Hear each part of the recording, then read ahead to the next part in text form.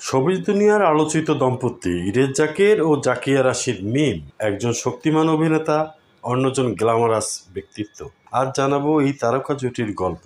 খ্যাতনামা অভিনেতা ও নাট্য ব্যক্তিত্ব আলী জাকের এবং সাংস্কৃতিক অঙ্গনের পরিচিত মুখ সারা জাকেরের ছেলে ইরেজ জাকের।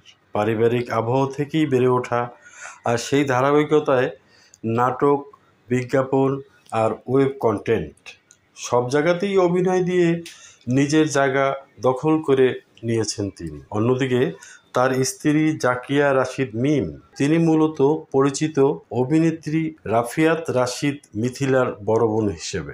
স্টাইলিশ লুক এবং গ্ল্যামারাস উপস্থিতির কারণে শোবিজ অঙ্গনে বরাবর ছিলেন আলোচনায়। একসময় আলোচিত নির্মাতা অমিতাভ রেজা চৌধুরীর সঙ্গেও সংসার করেছিলেন মিম। ডিভোর্সের পর তিনি নতুন অধ্যায় শুরু করেন ইরেজ জাকেরের সঙ্গে।